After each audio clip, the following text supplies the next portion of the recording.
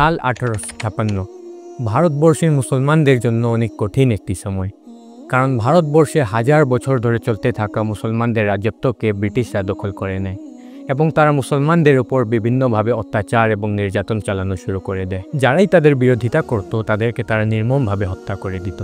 এমনিভাবে প্রায় 30,000 ওলামায়ে কেরামকে ব্রিটিশরা নির্মমভাবে শহীদ করে। একদিকে যখন মুসলমানরা ব্রিটিশদের নির্যাতনের শিকার হচ্ছিল, অন্যদিকে কিছু বদ আকিদারা ইসলামের মৌলিক আকিদাসমূহের মধ্যে সংমিশ্রণ করে উম্মতকে বিভ্রান্ত করার চেষ্টা চালাচ্ছিল।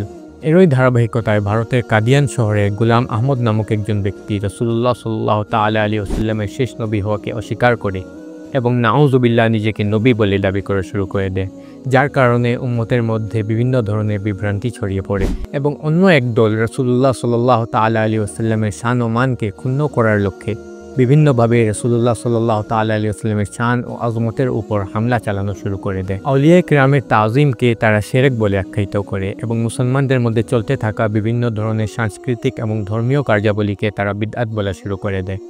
এমনকি আল্লাহ তাআলার সিফাত তথা গুণাবলী সম্পর্কেও তারা বিভিন্ন ধরনের ভ্রান্ত মন্তব্য করে। এমন একটি কঠিন সময় যখন উম্মত বিভ্রান্তির অন্ধকারে পথ হারাচ্ছিল, রাসূলুল্লাহ সাল্লাল্লাহু তাআলা আলাইহি ওয়াসাল্লামের শান ও আজমতের উপর হামলা চালানো হচ্ছিল এবং ইসলামের মৌলিক আকিদাসমূহ বিকৃত করার চেষ্টা করা হচ্ছিল, ঠিক তখনই ভারতের বেরেলি শহরে এমন এক শিশুর জন্ম হয় যে পরবর্তীতে গিয়ে নিজের জ্ঞানের মাধ্যমে, নিজের ফতোয়া এবং লেখনীর মাধ্যমে, নিজের কেতাবাদির মাধ্যমে এবং নিজের নাত ও কালামের মাধ্যমে শুধুমাত্র উম্মতকে বিভ্রান্তির অন্ধকার থেকে বের করে তাদের আকিদাই রক্ষা করেন নাই, বরঞ্চ সমস্ত উম্মতের অন্তরের মধ্যে ইশকে রাসূলের প্রদীপ উজ্জ্বল করেছেন।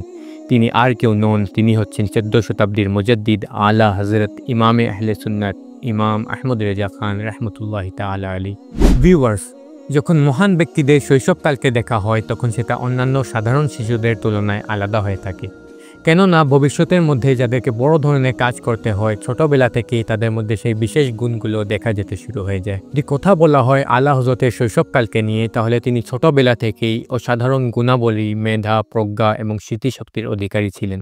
মাত্র 4 বছর বয়সে তিনি সম্পূর্ণ কোরআনুল মাজিদ নাজরা শেষ করেন এবং জন্মগতভাবে আরব গোত্রের না হওয়ার পরেও তিনি মাত্র 4 বছর বয়স থেকে আরবি ভাষায় কথা বলা শুরু করে দেন এবং 6 বছরের ছোট্ট বয়সে তিনি ওলামায়ে কেরামের এক বিশাল সভায় একটি বিস্তারিত এবং যুক্তিসম্পন্ন বক্তব্য দেন, যা সত্যিই একটি অসাধারণ ব্যাপার। এবং মাত্র 8 বছর বয়সে তিনি আরবি ব্যাকরণের একটি বিখ্যাত কিতাব হেদায়াতুন নাহু শুধুমাত্র পড়েই শেষ করেন নাই, বরঞ্চ আরবি ভাষার মধ্যে সেই কিতাবের ব্যাখ্যা লিখে দিলেন, যা দেখে সে সময়ের ওলামায়ে কেরামরা আশ্চর্য হয়ে গেলেন। এবং যখন তার বয়স মাত্র 13 বছর 10 মাস 4 দিন ছিল, এই ছোট্ট বয়সে তিনি তার পিতা মাওলানা নকি আলী খানের কাছে মুফতির পড়া সম্পন্ন করেন এবং একই বয়সে তিনি তার জীবনের প্রথম ফতোয়া প্রদান করেন। সুবহানাল্লাহ। তার ফতোয়ার গভীরতা এবং নির্ভুলতা দেখে তার পিতা এতটাই মুগ্ধ হয়ে গেলেন যে তাকে ফতোয়া দেওয়ার দায়িত্ব অর্পণ করে দিলেন। অতঃপর তিনি তার জীবনের শেষ সময় পর্যন্ত লক্ষাধিক ফতোয়া প্রদান করেন। তবে দুঃখজনক বিষয় হচ্ছে তার সমস্ত ফতোয়া সংরক্ষিত হয়নি, তবে যতটুকু সংরক্ষিত হয়েছে তা 33 খণ্ডে বিভক্ত আল আতায়ান নববিয়্যা ফিল ফাতাওয়া রালভিয়্যা নামক উর্দু ভাষায় লিখিত বিশ্বের অন্যতম বৃহত্তম ফতোয়া গ্রন্থ। আলা হযরতকে সারা বিশ্ব থেকে প্রশ্ন করা হতো এবং তিনি তার উত্তর প্রদান করতেন। তাকে যদি আরবি ভাষায় প্রশ্ন করা হতো তবে তিনি আরবি ভাষায় উত্তর দিতেন, তাকে যদি ফার্সি ভাষায় উত্তর করা হতো তবে তিনি ফার্সি ভাষায় উত্তর দিতেন, তাকে যদি উর্দু ভাষায় প্রশ্ন করা হতো তবে তিনি তার উত্তর উর্দু ভাষায় দিতেন, আর যদি তাকে ইংরেজি ভাষায় প্রশ্ন করা হতো তবে ইংরেজি ভাষায় উত্তর দিতেন, তাকে যদি কবিতার সুরে প্রশ্ন করা হতো তবে তিনি কবিতার সুরেই তার জবাব দিতেন, তাকে যে বিষয়ের ব্যাপারে প্রশ্ন করা হতো তিনি সে বিষয়ের ব্যাপারে এমন বিস্তারিতভাবে উত্তর প্রদান করতেন যে প্রশ্নকারী সম্পূর্ণরূপে সন্তুষ্ট হয়ে যেত। তিনি শুধুমাত্র দ্বীনি বিষয়সমূহ যেমন নাহু, সরফ, মান্তিক, বালাগাত, ফিকহ, উসুলুল ফিকহ, হাদিস, উসুলুল হাদিস, তাফসির, আকাইদ ইত্যাদি বিষয়ে পারদর্শী ছিলেন না, বরঞ্চ অসংখ্য দুনিয়াবী বিষয় যেমন গণিত, বিজ্ঞান, physics, chemistry, biology, zoology, astronomy ইত্যাদি বিষয়ে অসাধারণ পারদর্শিতা অর্জন করেছিলেন। তিনি creation of humanity, genetics, ultrasound মেশিনের কার্যপ্রণালী, টেলিকমিউনিকেশনের বর্ণনা, ফ্লাড ডাইনামিক্সের ব্যাখ্যা, রোটেশন অফ প্ল্যানেটস, হেটেরোলজি ইত্যাদি বিষয়ে বিস্তারিতভাবে বর্ণনা করেছেন।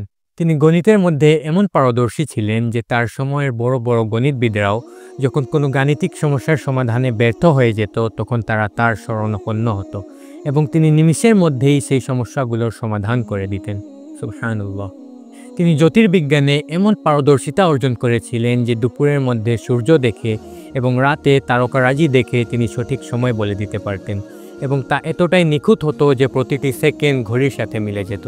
তিনি শুধুমাত্র একজন হাফেজ, একজন আলেম, একজন মুফতি, একজন মুহাদ্দিস এবং একজন মুফাসসিরই ছিলেন না, বরঞ্চ তিনি নিজের জামানার একজন শ্রেষ্ঠ সায়েন্টিস্ট, একজন শ্রেষ্ঠ অ্যাস্ট্রোনমার, একজন শ্রেষ্ঠ ফিজিশিয়ান, একজন শ্রেষ্ঠ ম্যাথামেটিশিয়ান এবং একজন শ্রেষ্ঠ ফিলোসফার ছিলেন।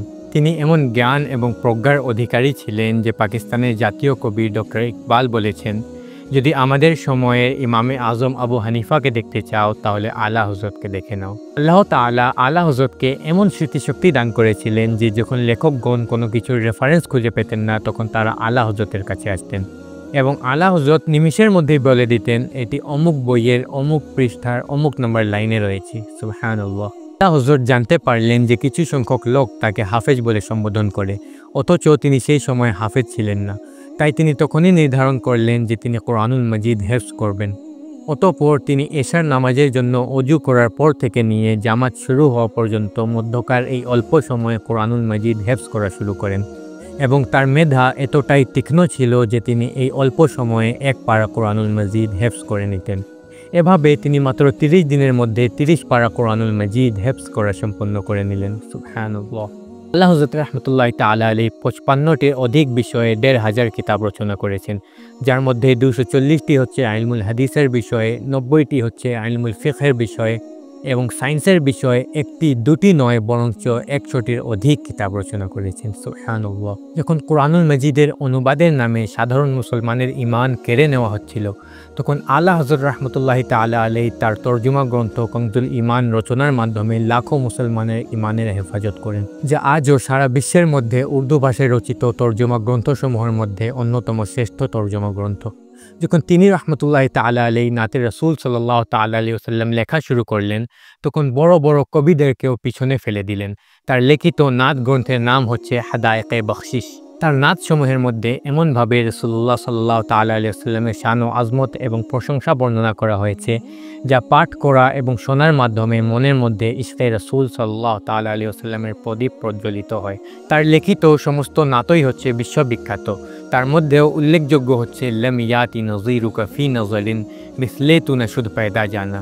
এই নাতের প্রত্যেক পংক্তির মধ্যে 4টি ভিন্ন ভাষা আরবি, উর্দু, ফার্সি এবং হিন্দির মধ্যে রাসূলুল্লাহ সাল্লাল্লাহু তাআলা আলাইহি ওয়াসাল্লামের শান ও মান এবং আজমত বর্ণনা করা হয়েছে। তার লিখিত সালাম সারা বিশ্বের মধ্যে এমন প্রসিদ্ধি লাভ করেছে যে আজও যে কোনো মাহফিল এবং ইসলামিক কনফারেন্সের শেষে তার লিখিত সালাম মুস্তাফা জানের আহমদ পে লাখো সালাম পাঠ করা হয়।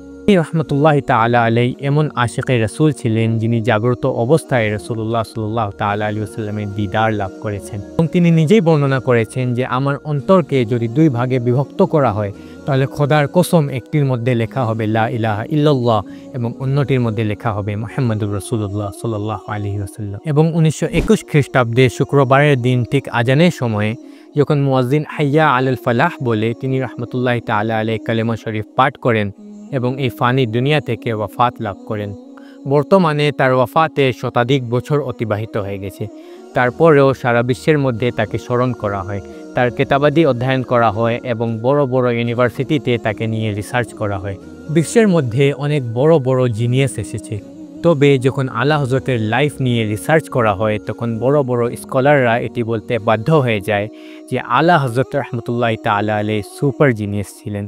আল্লাহ তাআলা তাকে জান্নাতের মধ্যে উচ্চ মাকাম দান করুক এবং তার সদকায় আমাদের ক্ষমা করুক। আমিন বিজাহিন নবিজিল আমিন। আসসালামু আলাইকুম ওয়া রাহমাতুল্লাহি ওয়া বারাকাতুহু।